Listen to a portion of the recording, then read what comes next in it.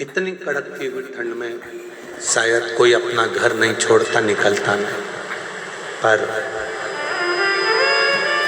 हजारों लाखों की भीड़, सारे पंडाल फुल और रात भर से आप बाबा का इंतजार कर रहे हो, तो मेरा भोलेनाथ आपकी झोली में खुशियां जरूर देगा।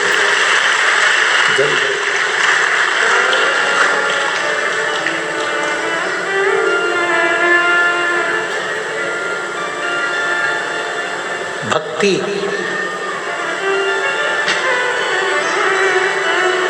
विश्वास शिव के करीब में लेकर जाता है, और जब आपकी जिंदगी में आप विश्वास पूर्ण कर लेते हो, भक्ति पूर्ण धारण कर लेते हो, तो शिव भी कृपा करता है। भगवान देवादिदेव महादेव भी कृपा करते हैं।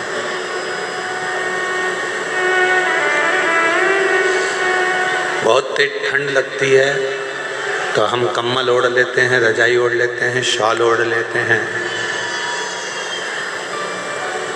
अपने कानों को भी हम लोग बंद कर लेते हैं, टोपा लगा लेते हैं।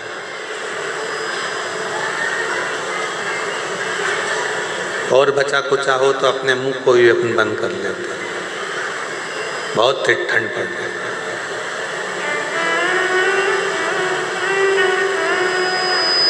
जैसे बहुत तेज हवा चलने पर, ठंड पड़ने पर शरीर को बचाया जाता है, कहीं ये ठंडी हवा हमारे अंदर प्रवेश ना करे, बीमार कर देगी, पलंग पर पटक देगी। उसी तरह संसार की बहुत सारी बातें हैं, कहीं आसक्ति, कहीं काम, कहीं लोभ, कहीं तृष्णा, कहीं वासना। ये बहुत सारी चीजें जो हमको बीमार कर देती हैं, हमारे अंदर से हमको झंझोड़ देती हैं।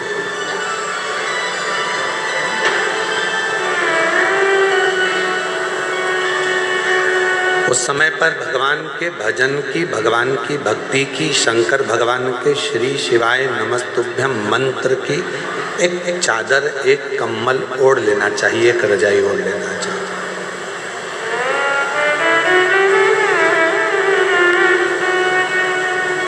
मेरी जीजियों,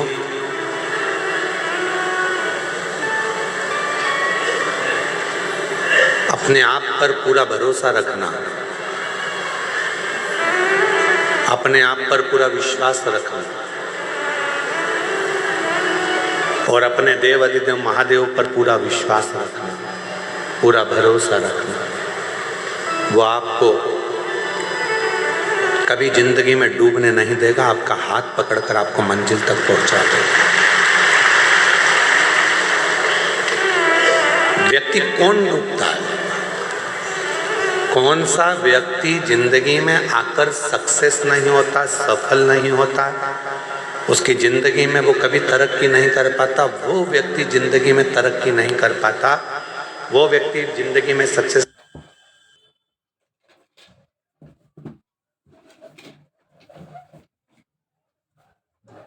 नहीं हो पाता, वो उन्नति पे सीढ़ी पर नहीं चढ़ पाता जिसने जिंदगी में आने के बाद कुछ संघर्ष किया है। तुम्हारे पिता तुमको गाड़ी दिला देंगे, तुम्हारे पिता तुम्हारे लिए बंगला बना देंगे, तुम्हारे पिता तुम्हारे लिए जमीन खरीद देंगे, प्लाट दे देंगे, फैक्ट्री डाल देंगे, दुकान बना देंगे, सब कुछ कर देंगे। फिर भी पिताजी ने तुमको 2 बीघा जमीन दे दी, 2 एकड़ जमीन दे दी, 5 बीघा जमीन दे दी, 5 एकड़ जमीन दे दी, 10 बीघा जमीन दे दी, मकान दे दिया, फ्लैट दे दिया, बंगला दे दिया, मकान, जमीन, जायदाद, गाड़ी, बंगला सब दे दिया। तो भी तुम ये मत सोचना कि ये पिताजी की जो जायदाद है वो मेरी है। बाबा से प्रार्थना करना कि मुझे इतना बलवान बनाना जैसे मेरे पिताजी मुझे देकर जा रहे हैं और आज मुझे प्रदान कर रहे हैं, इतना शक्तिशाली बनाना कि मेरे पिताजी का जब बुढ़ापा आए तो उनको राजसी ठाठ दिखाऊं और उनकी जिंदगी भी अच्छे से, उनका जीवन अच्छे से। पिता कैसे कमाता है पिता कैसे लाता है, कैसे परिवार चलाता है, वो पिता ही जानता है। धर्म पत्नी भले कह देगी कि हम तुम्हें दिखते नहीं हैं, तुम हमारे लिए कुछ करते नहीं हो, पर उस पति से पूछो कि जो कमा किसके लिए रहा है, वो तो अपना एक छोटा सा मोबाइल लेकर चल रहा है, अपने वही कपड़े जो उसने पहले सिलवा रखे थे वही कपड़ों को पहन रहा है, वही वस्त्र है, वही मोबाइल है, वही जूते हैं, वही चप्पल है, वही रुमाल है, वही कपड़े की अलमारी है। पत्नी कपड़े खरीद लेती है, बच्चे कपड़े खरीद लेते हैं, बेटियां कपड़े खरीद लेती हैं, बेटे कपड़े खरीद लेते हैं, उनका मन करता है तो मोबाइल भी बदल लेते हैं। पर कोई बाप से पूछे कि पिता आप ना कपड़े बदलते हो, आप ना घड़ी बदलते हो, आप ना जूते लाते हो, आप वही क्या करूँगा लेकर चल रहा है, तुम्हारी उम्र है तुम पहनो, तुम्हारी उम्र है तुम पहनो, तुम्हारी उम्र है तुम धारण करो। और वो अपनी पूरी जिंदगी केवल तुम्हारे लिए निकाल देता है, केवल तुम, पूरा जीवन।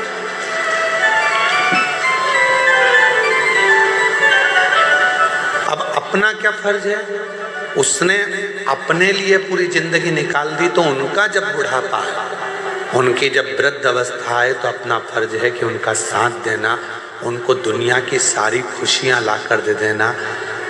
20, 25, 50, 30, 40 साल जितने साल जिएंगे उतने साल उनकी ज़िंदगी में इतनी खुशियां दे दो कि वो भी परमात्मा से कहें कि संतान देना तो ऐसी देना और इसको खूब बरकत देना, खूब उन्नति। इनकी ज़िंदगी में खूब भंडार भर देना, इनको कोई दुख मत देना, इनको कोई तकलीफ मत देना, इनको कोई कष्ट नहीं।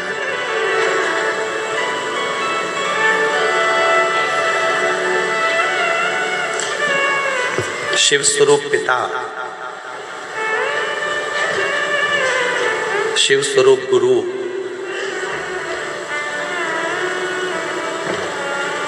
जब संसार सागर में हमको मिल जाते हैं तो वो हमारी जिंदगी को सार्थक बना देते हैं, हमारे जीवन को सार्थक।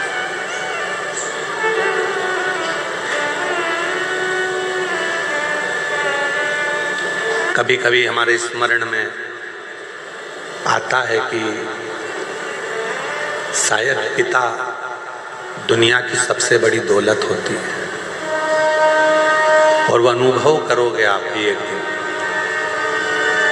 जब आप स्वयं पिता बनोगे तो अपने पिता को याद करोगे कि मेरे पिता दुनिया की सबसे बड़ी दौलत थी, दुनिया की सबसे बड़ी पूंजी थी। मेरा पिता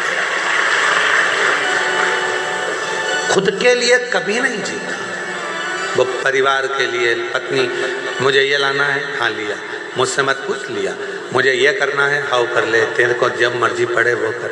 माँ पापा, बेटी कहती है मुझे ये करना, कर ले, बेटा कहता है मैं पापा ये करना, कर ले। वो कोई हस्तक्षेप करता ही नहीं,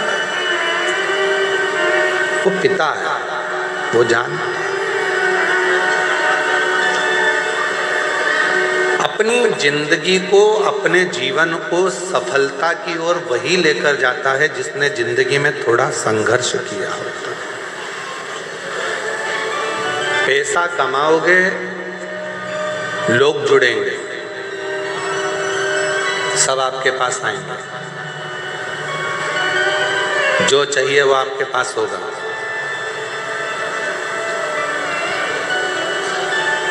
जो तुमको गाली देते थे वो भी पैसे के बल पर तुम्हारे पास आ जाएंगे। जब तुम्हारी सत्ता चलेगी, तुम्हारा वैभव चलेगा, सब तुमको प्रणाम भी करेंगे, नमन भी करेंगे, आदर भी करेंगे। तुम्हारे भीतर अहंकार मत करना कि मेरे पास इतना पैसा है, बिल्कुल नहीं। कुर्सी मिल जाए तो लोग तुमको आदर करेंगे, madam sir, sir madam, madam sir. इसके पहले की जिंदगी देखना, जब तुम्हारे पास कोई पद नहीं था, कुर्सी नहीं थी, प्रतिष्ठा नहीं थी, धन नहीं था, कोई नहीं पूछता था। कुर्सी मिलने के बाद तुम्हें पूछ रहे हैं, पद मिलने के बाद तुमको पूछ रहे हैं, पैसा मिलने के बाद तुम्हें पूछ रहे हैं, मतलब ये सम्मान तुम्हारा नहीं है, ये उस कुर्सी का सम्मान है, ये उस पद का सम्मान है, ये उस पैसे का सम्मान है। तुम्हारा सम्मान नहीं है। राम सिंह ही है, कमलेश ही है, बिमलेश ही है, रमा ही है। वो अपनी जगह पर ही रहेगी, पर वो कुर्सी पर बैठ जाए तो वो कुर्सी का लोग सम्मान करते हैं। तो ये अपने अंदर पैसा आ गया तो ये मत सोचना कि हमारे पास में हम सब कुछ कहेंगे और हो जाएगा। ना, ये धन का सम्मान, ये पद का सम्मान, ये प्रतिष्ठा का सम्मान, उतरे फिर वही रहोगे। इसलिए अपने स्वभाव को, अपने नेचर को कभी मत बदलना। आज है, कल नहीं होगा, तो भी इन्हीं के साथ रहना है, इनसे ही बात करना है, इनसे ही। थोड़ा धन बढ़ा और सबने पूछना चालू कर दिया आपको, अरे काका जी और चाचा जी और नाना जी और फूफा जी और मामा जी और ये और वो, सब ने पूछा। और जब नहीं था कोई पूछने नहीं आता था। क्यों, कितने का कर्जा हो गया, लाओ हमें बताओ, हम कर्जा चुका देंगे तुम्हारा। थोड़ा हमारे पास जमीन है, उसमें से आधा टुकड़ा जमीन का बेच देंगे, तुम हमारे रिश्तेदार हो, हम तुम्हारा कर्जा चुका देंगे। है कोई संसार में ऐसा जो रिश्तेदार का कर्जा अपनी जमीन बेचकर चुका देता हो? नहीं। फिर धीरे धीरे तुमने तो नहीं दिया, उसने मेहनत करी, संघर्ष करा, परिश्रम करा, फिर खड़ा हुआ और फिर आगे बढ़ा। अब जितने रिश्तेदार थे वो कहते हैं ये तो हमारा ही अपना वाला है, अपने ही परिचित है, अपना ही है। ये आपका सम्मान नहीं है, आपके धन का सम्मान। इसलिए अहंकार पैदा मत होने देना कि मेरा सम्मान इतना हो रहा है ना, तुम्हारा नहीं है, तुम्हारे धन का सम्मान है। गया फिर कोई नहीं पूछे। आप कोई ऊंचे पद पर बैठ जाओ, मालूम पड़े कोई बहुत बड़े मंत्री संतरी कलंतरी बन गए, कोई अधिकारी बन गए, कोई बहुत बड़ी कुर्सी तुमको मिल गई, कोई तुम कहीं के थानेदार बनकर बैठ गए, तुम कहीं के बहुत बड़े कलेक्टर और बहुत बड़े पदाधिकारी बनकर बैठ गए, तो ये मत सोचना कि तुम तो ना जाने बच्चे कुर्सी है तुम्हारे पास में तो पूछा जा रहा है। जिस दिन रिटायर हो जाओगे उस दिन तुम्हारे घर के लोग ही तुमको नहीं पूछ पाएंगे, ये निश्चित है।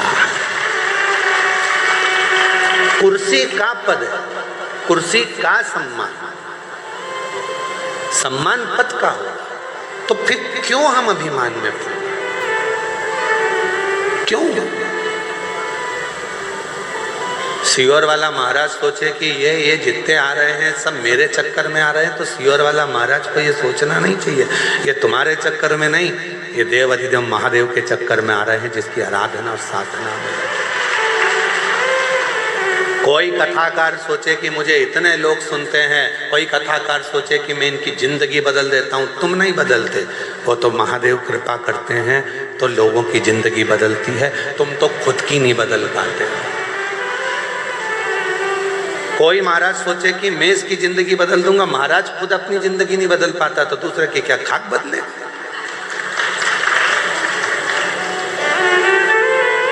कभी ये विचार मत करना कि मैं कुछ कर रहा हूं।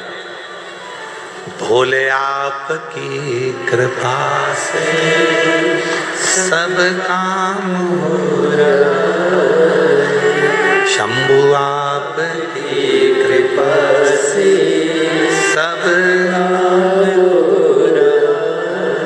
कल जितेंद्र जी के, जयसवाल जी के बड़े बेटे प्रियांशु जी बोल रहे थे कि गुरुजी पापा को बहुत चिंता थी इस कथा की, समय कम था, 5 दिन में तैयारी करना थी। जितेंद्र जी कितने दिन की तैयारी? 5-6 दिन की तैयारी थी, 5 दिन में तैयारी करना थी। और कैसे होगा?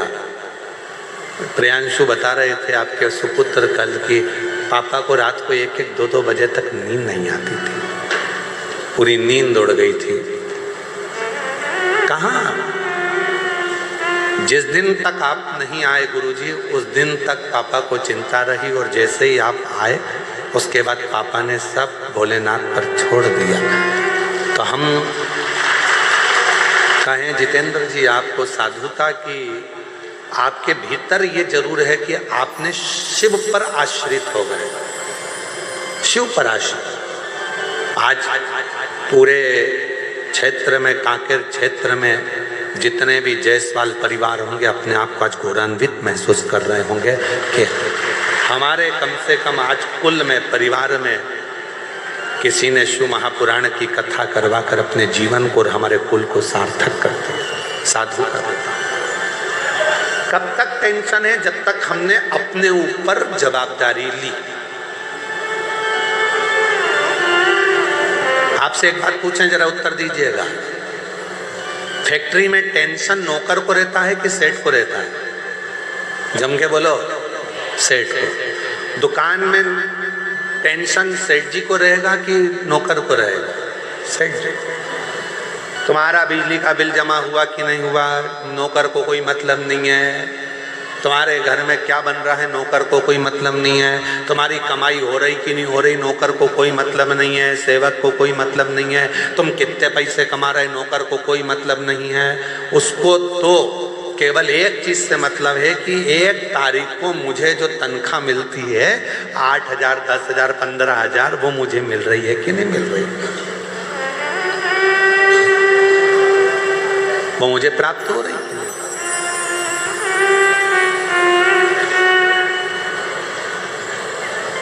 कितना कोहरा है जी, इतना भारी कोहरा, और उसमें ये शिव महापुराण की कथा, बड़ा आश्चर्य वाला विषय है। शिव भक्त का नौकर को चिंता नहीं है, नौकर को टेंशन नहीं है। फैक्ट्री में क्या हो रहा है, फैक्ट्री चल रही है कि नहीं चल रही है, फैक्ट्री में घाटा लगा कि लाभ हुआ, किसी को मतलब नहीं है। बस उसको तो अपनी तनख्वाह से मतलब होता है। पूरी जवाबदारी सेठ की होती है, पूरी जवाबदारी से। इसलिए निवेदन है आप सबसे, जिंदगी में कभी आप सेठ बनने का प्रयास मत करना। सेठ बनोगे तो टेंशन आएगा। आप तो कोई भी पूछे सेठ जी बोले तो कह देना मैं सेठ नहीं, सेठ तो मेरा भोलेनाथ और सांवरिया सेठ है, मैं तो उसका सेवक हूँ। सेठ एक ही है, और वो मेरा कुबेरेश्वर महादेव, मेरा कुबेर भंडारी, मेरा भोले बाबा, मेरा त्रिकालदर्शी, हम तो उसके नौकर हैं। हमारा घर भी वही चलाता है, परिवार भी वही चलाता है, कुटुंब रिश्ते सब वो निभाता है, हम तो उसकी तनख्वाह पाते हैं, तनख्वाह लेते हैं।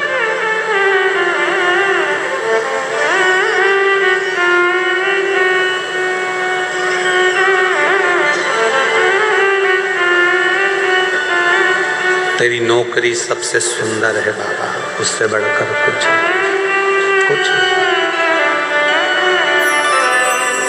उससे जोरदार कुछ है। जब से तेरा गुलाम हो गया, तब से मेरा भी नाम हो गया। जब से तेरा गुलाम हो गया, तब से मेरा भी नाम हो गया। वरना औकात क्या थी मेरी, वरना औकात क्या थी मेरी। सबसे बढ़िया है सबसे खरीदो, भोले बाबा तेरी नौकरी। सबसे बढ़िया है सबसे खरीद, तेरे दरवाजे की चाकरी। सबसे बढ़िया है सबसे खरीद, तेरे दरवाजे की चाकरी। सबसे बढ़िया है सबसे खरीद। शिव महापुराण के अंतर्गत नर्मदा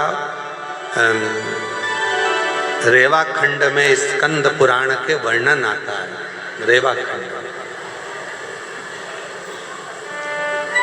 स्कंद पुराण के रेवा खंड में वर्णन आता है कि जब कोई संसार का मनुष्य शंकर जी की कथा में, शिव के मंदिर में, माई रेवा के तट पर, भगवान शिवालय में या शिव महापुराण में किसी का मुख भी अगर झूठा करा देता है तो उसका भंडार स्वयं भोलेनाथ भर जाता है।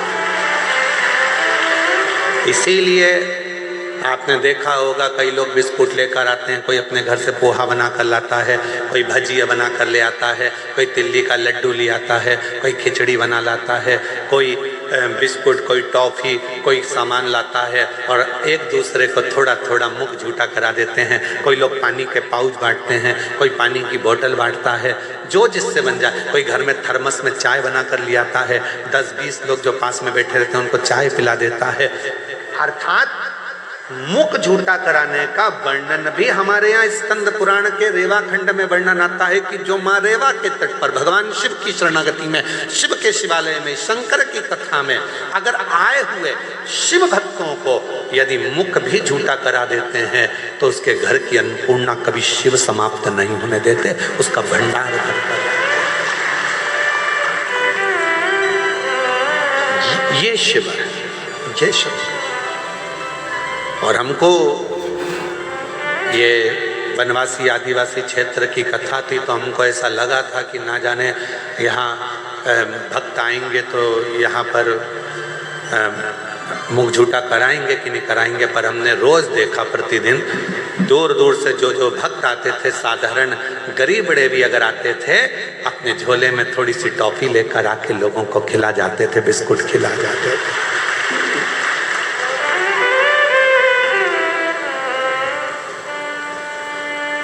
यदि परमात्मा आपको सामर्थ्यवान बनाए, जितेंद्र जी आपके लिए एक पत्र आया था, कल हम पढ़ नहीं पाए, उस पत्र में लिखा था कि हम सप्तूर कथा में गए पर जो भोजन व्यवस्था यहाँ कच्चे गांव में मिली ऐसी भोजन व्यवस्था कहीं नहीं मिली।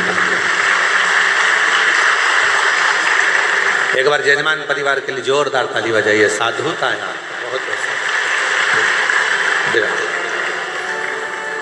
बहुत साधुता है इसको। इतनी अच्छी व्यवस्थाएं जो दी गई, साधुता आपके हृदय को, आपके भाव को कि शिव के प्रति आपका इतना समर्पण। जब से तेरा गुलाम हो गया तब से मेरा भी नाम हो गया। जब से तेरा गुलाम हो गया तब से मेरा भी नाम हो गया। वरना औकात क्या थी मेरी, वरना औकात क्या थी मेरी। सबसे बढ़िया सबसे करीब भोले बाबा तेरी नौकरी। सबसे बढ़िया है सबसे करीब। स्वयं को आप सेठ मत समझो, आप तो भोलेनाथ जी को सेठ बना दो, हम उसके सेवक, हम उसके नौकर। टेंशन किसको किसको होगा? भोलेनाथ। चिंता किसको? भोलेनाथ। हम तो कौन है? उनके सेवक। बेटे को ज्यादा चिंता रहती है कि बाप को ज्यादा चिंता रहती है? बाप को ज्यादा चिंता रहती है। क्या होगा इनका? बहुत सीधे हैं, सरल हैं, बीमारी का ठिकाना नहीं। आज के ज़माने में कब किसको जाना पड़ जाए, मृत्यु का भरोसा नहीं है। पहले तो गारंटी भी थी कि 100 साल जी जाओगे, आज के ज़माने में तो ये भी पक्का नहीं है कि कितने में निपट जाओगे। कब तुम्हारी फाइल निपट के जमा हो जाएगी किसको मालूम है? किसी को नहीं मालूम। पहले चिंता थी पहले टेंशन नहीं होता था, अरे अभी तो बहुत जिएगा, 80 साल चलेगा, 90 साल चलेगा, 100 साल चलेगा। अब तो मालूम ही नहीं पड़ता, पड़ोस में सूचना मिल जाती, अटैक आ गया, अभी तो देखा था 8 दिन पहले ही तो मिली थी, उससे बढ़िया था, क्या हो गया, उनके घर की बहुत अच्छी थी, उसको क्या हो गया, मालूम पड़ा, चलेगा, मालूम ही नहीं पड़ता कब कौन कहाँ कैसे चले जा रहा है, किसको मालूम, किसको पता।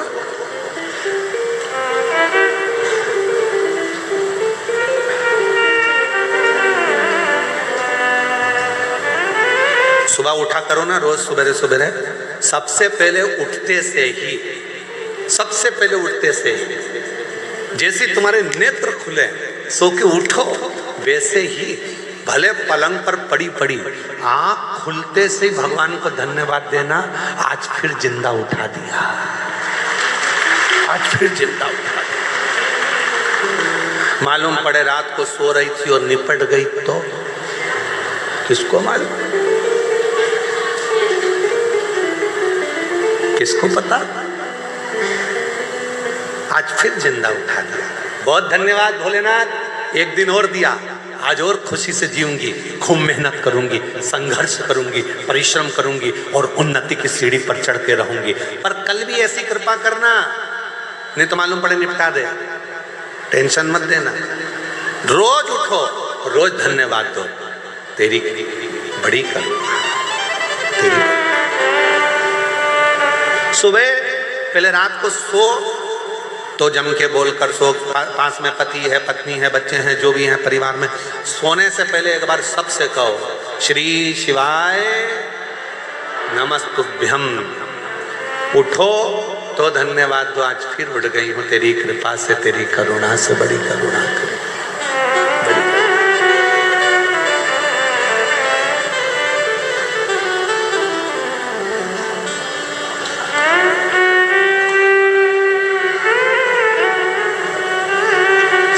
रह जाएगा, अलमारी में कपड़े भी धरे की धरे रह जाएंगे।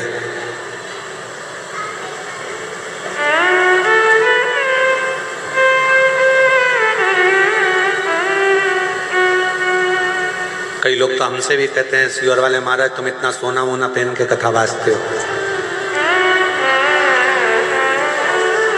जजमान दिए हैं, भोलेनाथ की कृपा है, शिव की करुणा है, जोड़ जोड़ के तिजोरी में धर जाएंगे, बाद में औलाद पहनेगी, अपन ऊपर से ताकेंगे, हमारी चेन तुम पहन रहे, हम तो पहन ही नहीं पाए। अलमारी में जितने कपड़े रखे हैं निकालो, पहनो, कल का बिल्कुल भरोसा नहीं है कि पहन पाओ कि नहीं पहन पाओ। अचार है बरनी में तो खा लो, धरा की धरा रह जाएगा, पापड़ अच्छे सेक सेक के खाओ, मक्का की रोटी, ज्वार की रोटी, बाजरा की रोटी, ठंड चल रही है, बेहतरीन गुड़ में मिला मिला के खा। कल का कोई ठिकाना नहीं जिंदगी में, कब किसको जाना पड़ जाए और मालूम पड़े अचार की बरनी धरी की धरी रह जाए, फिर 13 दिन मेहमान खाए। अपन ऊपर से देखें हमारा अचार, तुम खा गए हमारा अचार। फुल एंजॉय की जिंदगी जियो, जितना कमा रहे हो उस कमाई में से आप किसी को दो मत दो, दान करना है तुम करो, नहीं मन करे तो मत करो। तुम तो 1 रुपया मत दो तो किसी को, तुम खुद के ऊपर तो खर्च करो, खुद के ऊपर खर्च नहीं करते, अपने ऊपर थोड़ा बहुत तो खर्चा करो, परिवार चलाओ, कुटुंब चलाओ, मना नहीं है। पर अब खाऊंगा, मन कर रहा है मूंगफली खरीद लूं 10 रुपए की, खा लूं 10 रुपए की, मैं मक्का खरीद के खा जाऊं, मन कर रहा है। पर घर पे बच्चे भी बैठे होंगे, पत्नी इंतजार कर रही होगी, उसके लिए थोड़ी सी ले जाऊं। ले जाने के चक्कर में जेब में थे 10 रुपया और मालूम पड़े उसकी या तो वो खा ले या तू खा ले। पर मन कर रहा है बच्चों के लिए ले जाऊं, पत्नी के लिए ले जाऊं, बुजुर्ग के लिए ले जाऊं, घर में सबके लिए ले जाऊं। मैं कैसे तो लेकर जा रहे थे और ले जा रहे थे, हाथ में धर के मूंगफली, आ गया पीछे से मंकी, बंदर, और मूंगफली की पुड़िया छुड़ा के ले गया। ना लीलाबाई के काम आई ना कमलेश के काम आई, मूंगफली बिमलेश का भाई खा गया, ले हो गया।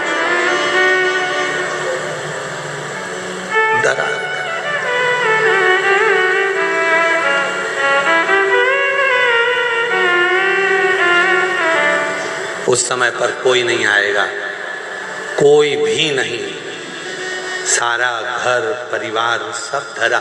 एक बात और सुनो, बहुत अच्छी सुंदर बात है। देखो, जिस स्कूल में तुम पढ़ाई कर रहे हो उस स्कूल की बस बच्चों को लेने आती है। सही है कि गलत है? अरे बोलो तो जम के। तुम्हारे यहाँ है ऐसा है कि नहीं है? कांकेर जिला में जो स्कूल में पढ़ाई करते हो उस स्कूल की बस लेने आती है, टीचर को भी लेकर जाती है और स्टूडेंट को भी लेकर जाती है, बच्चों को। जिस कॉलेज में पढ़ाई कर रहे हो उस कॉलेज की बस लेने आती है। जिस फैक्ट्री में नौकरी कर रहे हो उस फैक्ट्री की बस लेने आती है। तुम बहुत बड़े ओहदे पर जज बन गए, अच्छी कुर्सी पर बैठ गए, तो सरकार की गाड़ी तुमको लेने आती है। तुम बड़े अधिकारी बन गए तो सरकार की गाड़ी तुम्हें लेने आएगी, छोड़ने जाएगी। बोलो सही है कि गलत है? बोलो तो सही है ना? ज्यादा तेज ठंड तो नहीं लग रही है? हाँ तो फिर बोलते जाओ, सही है? हाँ, स्कूल की बस स्कूल के बच्चों को लेने आ रही है, कॉलेज की बस कॉलेज के बच्चों को लेने के लिए आ रही है, प्राइवेट कंपनी की बस प्राइवेट कंपनी के लोगों को लेने आ रही है, और सरकार की बस सरकारी कर्मचारी को लेने के लिए आ रही है। अब वो तुम वहां नौकरी कर रहे हो इसलिए वो तुम्हें लेने आ रही है, वो तुम वहां पढ़ाई कर रहे हो इसलिए तुम्हें लेने आ रही है। दूसरे स्कूल के बच्चे को थोड़ी ना बिठा के ले जाएगी, दूसरे कर्मचारी को थोड़ी ना बिठा के ले जाएगी। उसी तरह जिस कंपनी में काम कर रहे हो उस कंपनी की बस तुम्हें लेने के लिए आती है। अब आज से एक बात याद कर लेना, अपन सब शंकर जी की कंपनी में काम कर रहे हैं, इसलिए आखिरी में शंकर की कंपनी की बस लेने के लिए कोई दूसरी बस अपने को लेने नहीं आएगी। नंदी पर भोलेनाथ होंगे और कहेंगे आओ बैठो साथ चलो, प्राण छूट चुके हैं, मैं तुम्हें नरक नहीं भुगताऊंगा। कंपनी की बस आई है, आराम से एसी कूलिंग कर लेकर जाऊंगा, आराम से चलना, मैं तुम्हें कैलाश लेकर जाऊंगा और वो कंपनी लेकर जाएगी। अंत समय प्रभु आना पड़ेगा, वचन दिया तो निभाना पड़ेगा। अंत समय प्रभु आना पड़ेगा, वचन दिया तो निभाना पड़ेगा। आए ना आए प्रभु कुटुंब कबीरा, अंत समय प्रभु आना पड़ेगा, वचन दिया तो निभाना पड़ेगा। अंत समय में तुझे आना है, वचन दिया था। शिव पुराण में बैठकर कहा था, सियोर वाले महाराज ने बोला था, हम नहीं मानते कि सियोर वाला महाराज कथा करता है, हम तो ये मानते हैं कि हमारा विश्वनाथ कथा करता है। तो हमने तो उनकी वाणी को शिव की वाणी मानी और वचन दिया था कि तुम घबराना नहीं, आखिरी में उसकी गाड़ी लेने के लिए आएगी। तो मुझे यमराज लेने नहीं आना चाहिए, मुझे यम के दूत नहीं आना चाहिए। अंत समय में आए तो तू आ।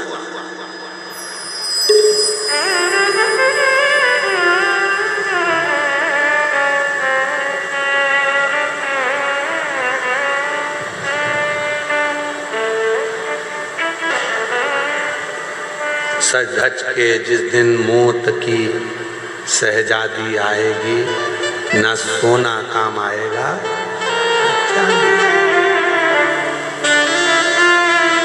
कोई पलंग पर पड़ा हो, अंतिम सांसें गिन रहा हो, अंतिम सांसें गिन रहा हो, पलंग पर पड़ा हो। आप लोग किसी को हॉस्पिटल में देखने गए हो कभी कि नहीं गए? बोलो बोलो, जम के बोलो। गए हो? हॉस्पिटल में जाके क्या बोलते हो? मामा जी। अब वो बेचारा ऑक्सीजन लगी मुंह में, वेंटिलेटर पे पड़ा, और तुम मामा जी, मामा जी समोसा ला दूं, मामा जी गुलाब जामुन, मामा जी 50,000 रुपए रख दूं तुम्हारे पलंग के पास। मामा जी ऑक्सीजन मुंह में लगी, मन में सोच रहे निकल जाए यहां से बाहर। मर रहा और 50,000 रुपए क्या ऊपर लेके जाऊंगा? जब अच्छा था तो समोसा नहीं खान दिया, मुंह में ऑक्सीजन लग रही है। क्या करूं उस धन का? मरने वाले व्यक्ति को ना समोसा चाहिए, ना गुलाब जामुन चाहिए, ना तुम्हारा धन चाहिए। मरने वाले व्यक्ति को तो केवल शिव का नाम चाहिए कि वो बचा लाए, काल के ग्रास से छुड़ा कर लिया है। अकाल मृत्यु वो मरे जो काम करे चंडाल का, और काल उसका क्या बिगाड़े जो भक्त हो महाकाल का। अंत समय में उसको चाहिए कि कोई ऐसा मिल जाए जो मुझे श्वास ला कर दे दे, कोई ऐसा मिल जाए मेरी ऑक्सीजन ला कर दे दे, कोई ऐसा मिल जाए कि मुझे ठीक कर दे। मुझे धन नहीं चाहिए, समोसा कचौड़ी नहीं चाहिए, 2 एकड़ जमीन नहीं चाहिए। केवल अंतिम समय में भगवान से प्रार्थना करता है कुछ श्वास और दे दो, और वो श्वास परमात्मा कहेगा मैं देने को तैयार हूँ। पर एक बात याद रखना कि तूने अपनी श्वास को क्या शिव पुराण में लगाया था? 2-3 घंटा की कथा सुनने कभी गया था? हाँ, अगर तू 3 घंटे की कथा सुना है तो उसमें जितनी श्वासें निकली है तेरी, उतनी श्वास मेरे खाते में लिखी है। जा, एक काम करता हूँ और थोड़े साल तेरे को दे देता हूँ, और भजन कर लेना, श्वास और मिल जाएगी, और मिल जाएगी। तेरे भजन से, तेरे कीर्तन से, मंत्र जाप से, नाम जाप से, एक लोटे जल से हमारी श्वास बढ़ गई। कॉलेज स्कूल में बच्चों को पैसा कमाने का तरीका सिखाया जाता है। आज के नए नए फैशन में लोग मोबाइल पर भी पैसा कमाने का तरीका सिखा रहे हैं, पर शिव पुराण पैसा कमाने का तरीका नहीं सिखाती। शिव महापुराण की कथा उम्र बढ़ाने का तरीका सिखाती है, क्योंकि पैसा तो कमा लोगे पर भोग कैसे करोगे? पैसा कमा के रख दिया और निपट गए तो फिर ऐसा भोग करने के लिए शरीर भी तो अच्छा रहना चाहिए, पूरा शरीर पुष्ट रहना चाहिए, पूरा शरीर अच्छा रहना चाहिए। इसलिए निवेदन है, सोफा सेट अच्छा है तो चने खाओ, मूंगफली खाओ, गन्ने को छील छील के खाओ। जब सोफा सेट ही नहीं रहेगा तो चने क्या कूट के खाओगे? अच्छा शरीर है, भगवान नाम लो, भजन करो। कई लोग कहते हैं गुरुजी अभी तो हमारी उम्र बची है, अभी तो हम कोई बुढ़े थोड़ी ना हो गए जो भगवान के मंदिर जाएंगे, अभी हम बुढ़े थोड़ी ना हो गए जो शिव पुराण की कथा में जाएंगे। जब बुढ़े हो जाएंगे तो कथा सुनेंगे। हमने कहा ठीक है, बुढ़े होने पर तुम इंतजार करो, उसमें कोई दिक्कत वाली बात नहीं। और फिर कहीं का होता है, हमारे हम जहाँ सीहोर में रहते थे नमक चौराहे पर, वहाँ पर हमारे पड़ोस में एक काकी जी रहती थी। हम उनसे हमेशा कहते काकी कथा में चलो। काकी कहती थी अभी बेटा बेटे की शादी हो जाए, बहू आ जाए, मेरे को करना क्या, उसके बाद तो कथा ही सुनूंगी। 1 साल बाद वो भैया की शादी हो गई, उनकी बहू आ गई। हमने काकी से कहा काकी कथा में चलो। काकी बोली बस बेटा बहू का थोड़ा जाते का समय है, छोरा छोरी हो जाए, उसके बाद तो कथा ही कथा। अब छोरा छोरी हो गए, 1 साल बाद फिर कहा कि अब कथा। अब बेटा वो बच्चा छोटा सा है, बेचारी बहू रसोई घर संभाले कि बच्चा संभाले, बस थोड़ा सा बड़ा हो जाए। हमने 3 साल कुछ भी नहीं बोला। 3 साल बाद फिर कहा काकी कथा में चलो। काकी बोली बेटा वो छोरा छोटा सा पाँव ले लिए इधर उधर घूमता है, पकड़ के रखना पड़ता है, ठीक है। अब बच्चा बड़ा हो गया 2-4 साल बाद, फिर हमने कहा काकी कथा में चलो। काकी बोली चलने को तो चल चलो पर हमारा कमर से नहीं बैठा जाए, नहीं बैठा जाए घुटना से। फिर हमने कहा ब्रेन तो तुम ऊपर सुन लेना। अब यहाँ सुनकर क्या करोगे भाई, सुनना।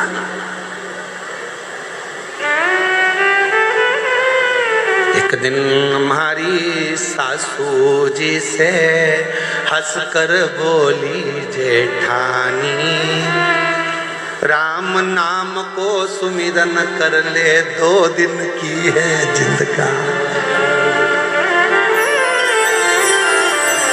एक दिन हमारी सासू जी से हंसकर बोली जेठानी, राम नाम को सुमिरन कर ले 2 दिन की। बस 2 दिन का जीवन है, उसको तुम कैसे जियोगे ये तुम्हारे ऊपर निर्भर करता है। तुम कितनी खुशी से, आनंद से, भक्ति से, भजन से, स्मरण से जी लो, यही जीवन है, यही आनंद। शिव कथा क्या कहती है? शंकर भगवान बैकुंठ में रह रहे हैं क्या? बोले जम के नहीं। शंकर भगवान के पास में डल्लभ के गद्दे हैं क्या? बोलते जाओ। नहीं। शिव जी के पास सोने के जेवर हैं? नहीं। उनके पास जो जेवर है तुम्हारे घर में आ जाए तो तुम भग जाओ। सांप बिच्छू।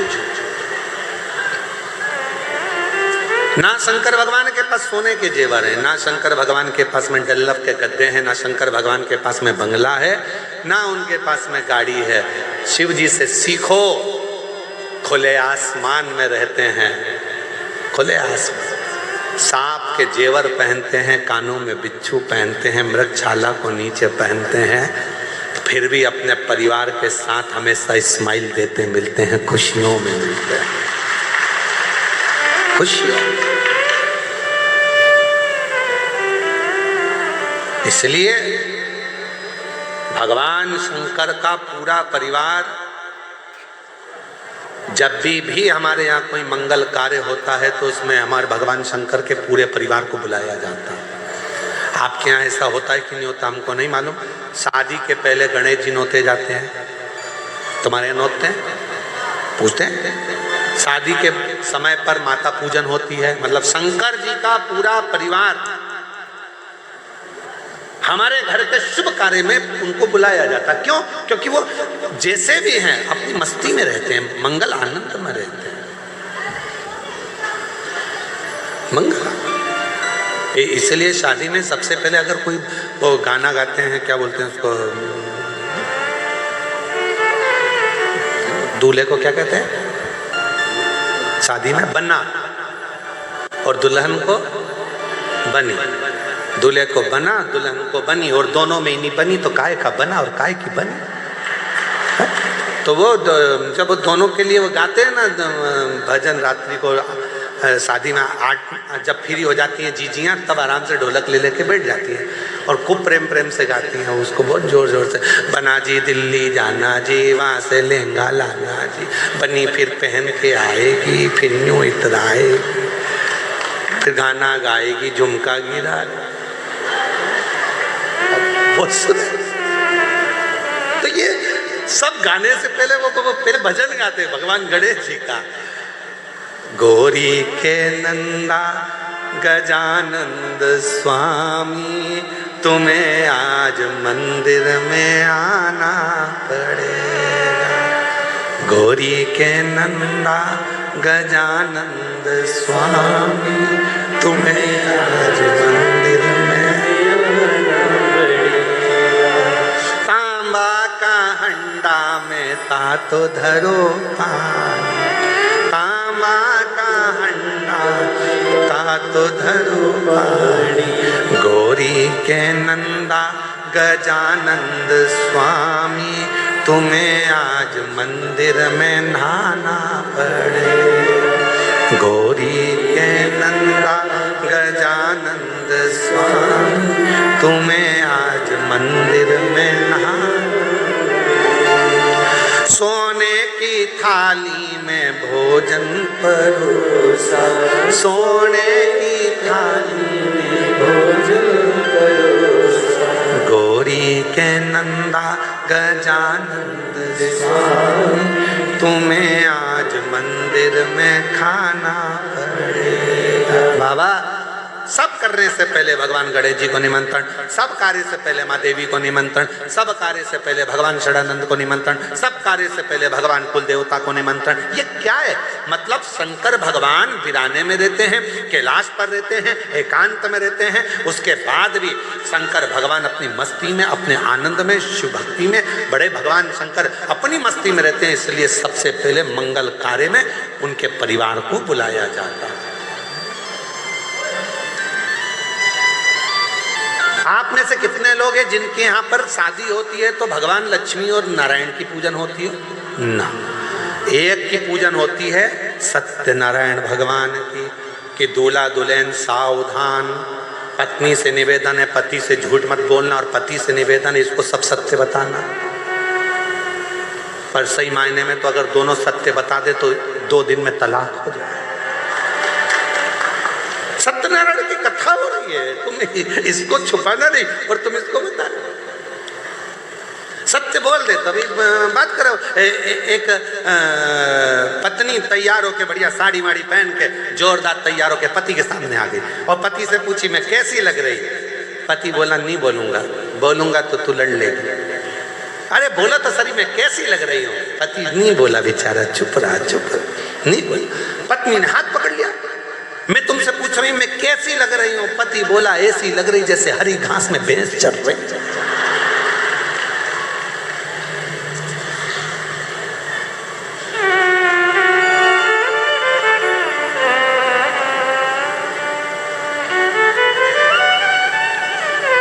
पत्नी कुछ नहीं बोली। शाम को पति जब ऑफिस से आया, करेले की सब्जी बना दी, खा। करेले की सब्जी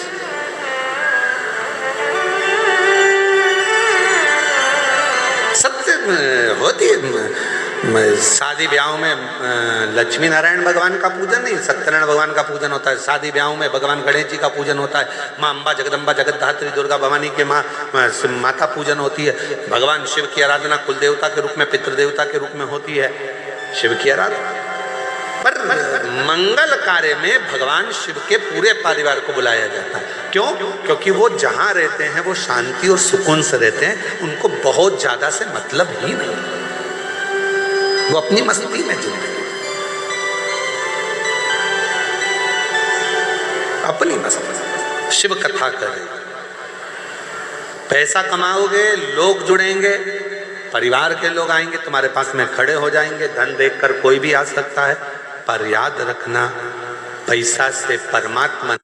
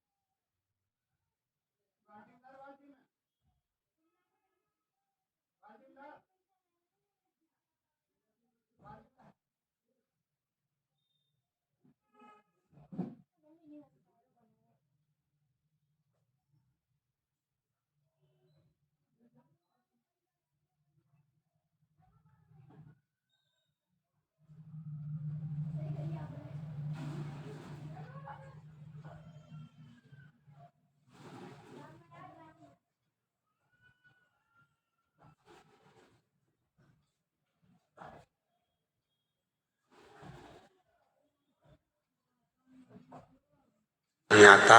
परमात्मा को पाने के लिए तो उसका भजन करना पड़ता है, उस पर विश्वास करना पड़ता है, तो वो मिले।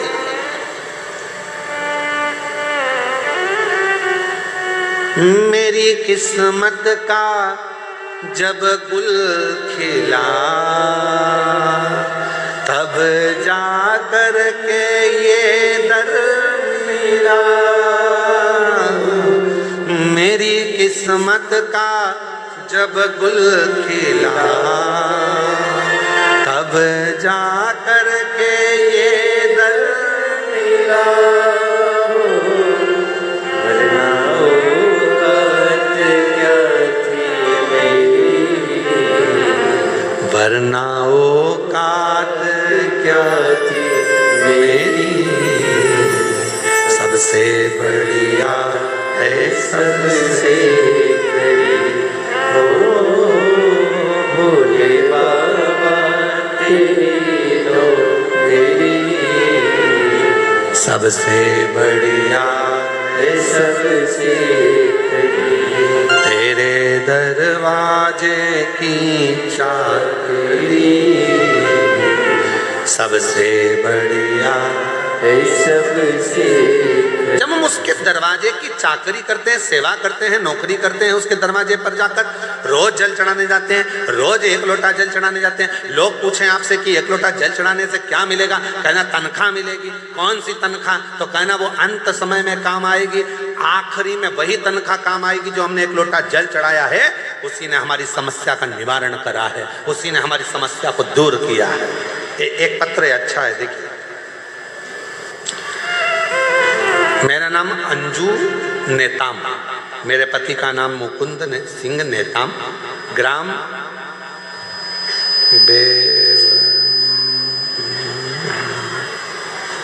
आओ रे जल्दी आओ, गांव का नाम बताओ। मेरा नाम अंजू नेताम, पति का नाम मुकुंद सिंह नेताम और ग्राम तुम पढ़ो बेमतरा है, तो हमने सुना था बेवरती, बेवरती जिला कांकेर की निवासी। गुरुजी, मेरे पति को विगत 15 वर्षों से शराब पीने की आदत थी और नशे में धुत इधर उधर घूमते रहते और कहाँ कहीं भी गिर पड़े।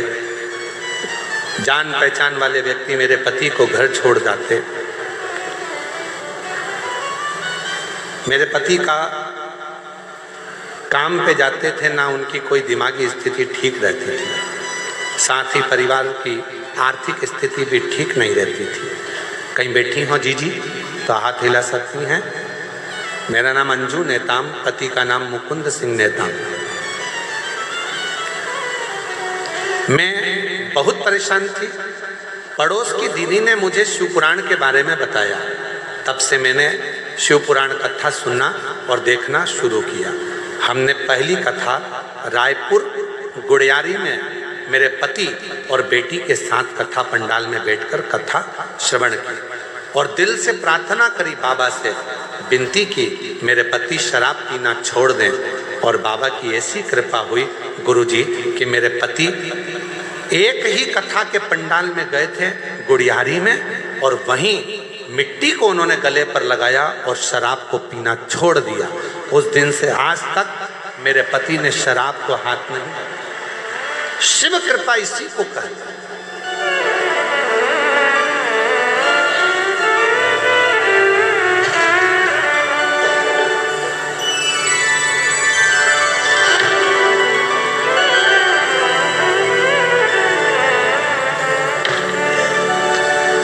इसी को शिव की कृपा कहते हैं, इसी को भगवान शंकर की कथा कहते हैं।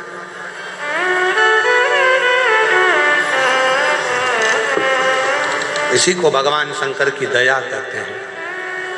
महाराज क्या करा उसने? भगवान शिव पर विश्वास। क्या करा उसने? भगवान शंकर पर भरोसा किया।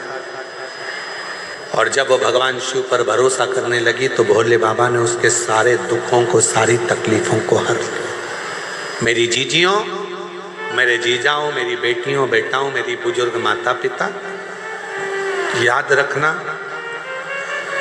शिव महापुराण की कथा केवल कथा नहीं है, केवल कथा। ये कथा तो आज यहाँ पर विराम हो जाएगी, आप अपने घर चले जाएंगे, पर यहाँ से बाबा से कह कर जाना, भूमि को नमन कर कर। जब आरती के बाद आप लोग यहाँ से जाओ तो यहाँ की मिट्टी को नमन कर कर कहना, बाबा ऐसी कृपा करना कि 7 तारीख से 13 तारीख तक जो दंतेवाड़ा में कथा हो रही है गिदम में 2 बजे से 5 बजे तक दिसंबर के महीने में, बाबा ऐसी कृपा कर दो कि उस कथा में मेरा पत्र इस व्यासपीठ पर पहुंचे और मेरा दुख इतने ही दिनों में समाप्त हो। कृपा करो, विनय करो, बाबा से विनती करो। जब आप बाबा से कहोगे तो बाबा श्रवण करेगा।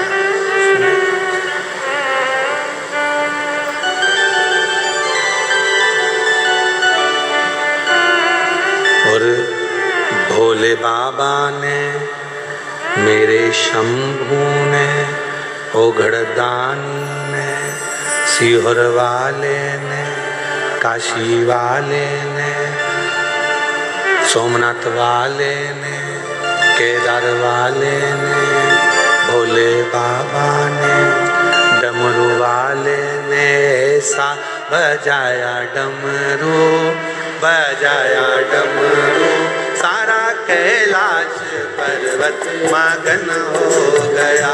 मेरे बाबा ने ऐसा बजाया डमरू, बजाया डमरू,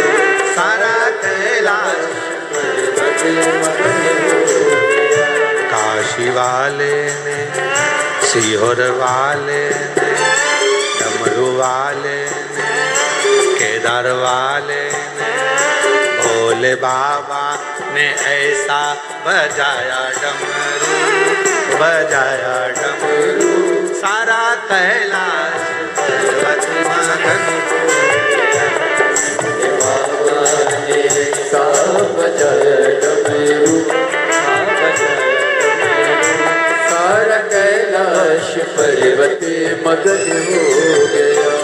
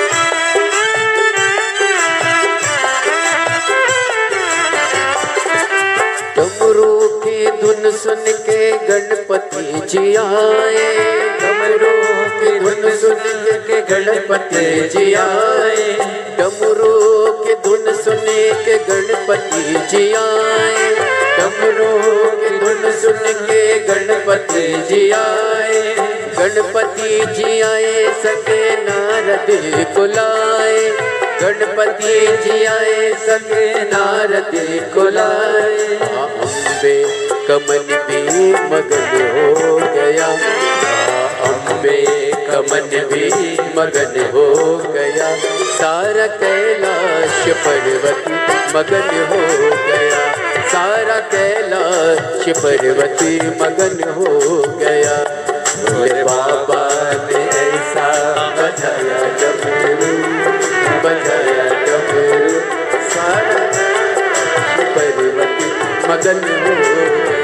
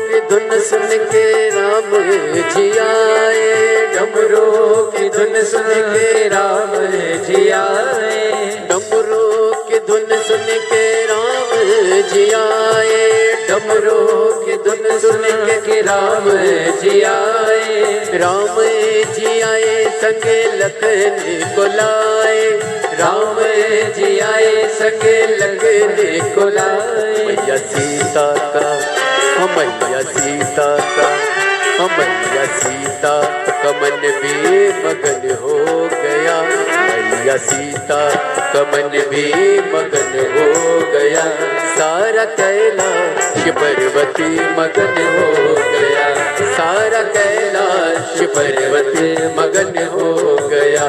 भोले बाबा ने ऐसा बजाया डमरू, बजाया डमरू, सारा कैलाश पर्वत मगन हो गया।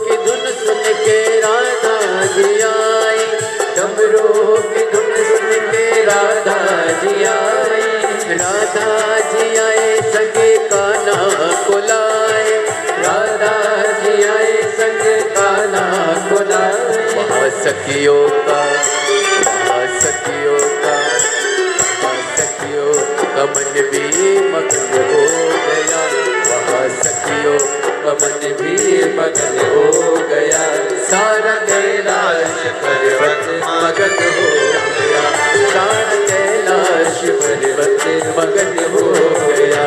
भोले बाबा ने सा बजाया डमरू, बजाया डमरू, सारा कैलाश पर्वत मगन हो गया। मेरे बाबा ने, भोले बाबा ने, मेरे बाबा ने, शंभू बाबा ने, मेरे बाबा ने, डमरू वाले ने, मेरे बाबा ने, भोले बाबा ने, मेरे बाबा ने ऐसा बजाया डमरू, बजाया डमरू, सारा कैलाश पर्वत मगन हो गया। मेरे बाबा ने ऐसा बजाया डमरू, बजाया डमरू, सारा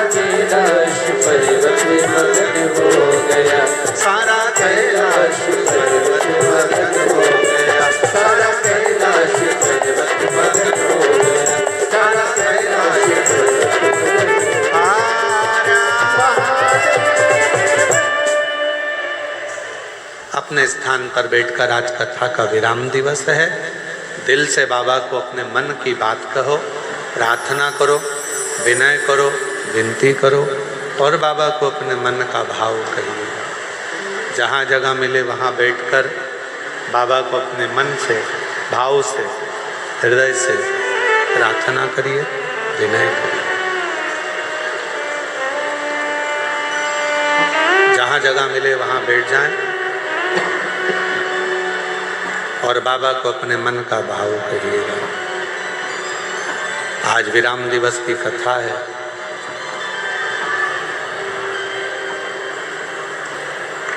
जाते जाते मेरा भोले बाबा आप सबकी झोलियों में खुशियाँ दे, संपदा दे, संतान दे, वैभव दे, रोग मुक्त करे, पूरा राष्ट्र हमारा भारत देश स्वस्थ रहे, उन्नतिशील हो। यही बाबा से प्रार्थना।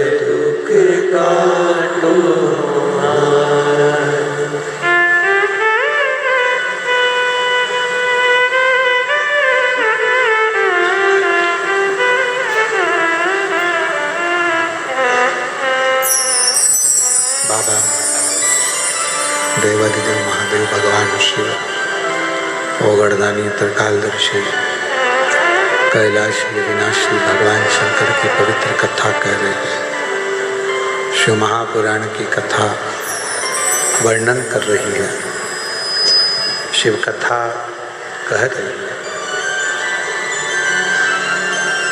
भगवान शिव, भगवान ओगड़दानी, भगवान शंकर, अजब अजय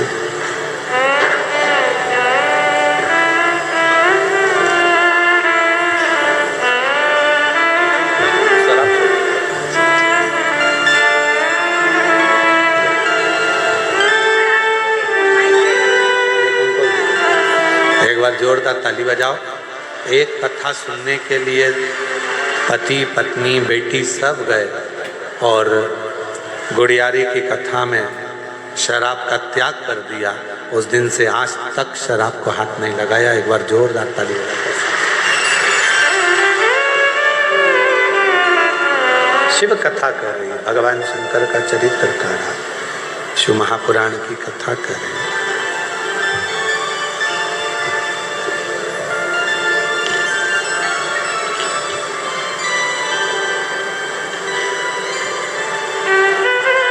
एक हिरण्यकशिपु जिसके घर में भगवान श्री प्रहलाद जी का जन्म हुआ,